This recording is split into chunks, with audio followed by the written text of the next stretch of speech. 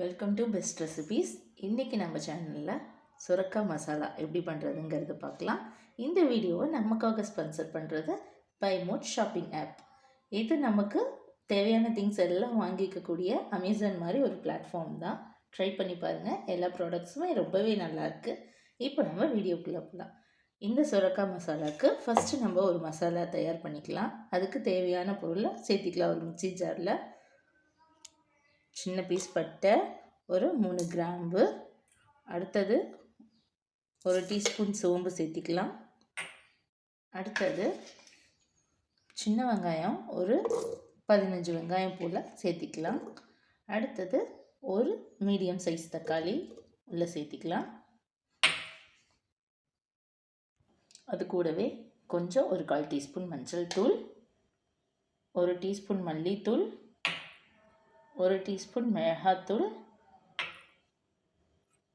ஒரு 2 டீஸ்பூன் தேங்காய் சின்னதாக பொடி பொடியாக கட் பண்ணி வச்சுருக்கேன், அதை உள்ளே சேர்த்திக்கலாம். கூடவே ஒரு 8லேருந்து 10 பல் பூண்டு தோலோடவே சேர்த்திக்கலாம். இது எல்லாத்தையும் சேர்த்து நல்லா நைஸாக அரைச்சி எடுத்துகிட்டு வந்துக்கலாம். இந்த மாதிரி நல்லா நைஸாக அரைச்சி எடுத்துக்கலாம். இப்போது சுரக்காய் மசாலா எப்படி பண்ணுறதுங்கிறத பார்த்துடலாம். ஸ்டவ் ஆன் பண்ணிக்கலாம். மண் சட்டியில் செய்கிறேன், அது ரொம்ப சின்னதாக இருக்கிறதுனால அது செட் ஆகாது இதுக்கு. அதனால் மேலே ஒரு சின்ன ஸ்டாண்ட் வச்சு சட்டி அடுப்பில் வச்சுக்கலாம். அது கொஞ்சம் காயிட்டும். இதில் ஒரு 3 டீஸ்பூன் எண்ணெய் சேர்த்துக்கலாம்.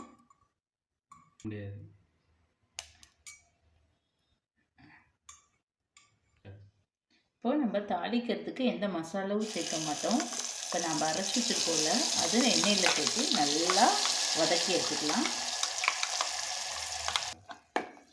எல்லா மசாலாவும் சேர்த்து கொஞ்சம் வதக்கி விட்டுடலாம். லைட்டாக பச்சை வாசம் போகிற வரைக்கும் வதக்கிக்கலாம். இப்போ கொஞ்சம் வதங்கினதுக்கப்புறம் பொடியாக கட் பண்ணி வச்சுருக்கிற சுரக்காய் பாதி காய், நல்லா பெரிய காயாக இருந்துச்சு, நல்லா பாதி சேர்த்துருக்கேன். உங்கள்கிட்ட சின்னதாக இருந்தால் முழு காய் சேர்த்திக்கலாம். நல்லா பெசரி விட்டுடலாம். கூடவே தேவையான அளவுக்கு கல்லுப்பு சேர்த்திக்கலாம்.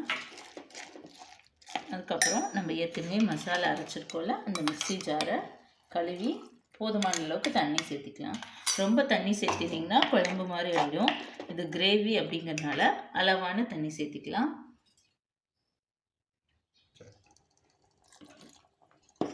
தண்ணி சேர்த்து கிளறி விட்டுக்கலாம்.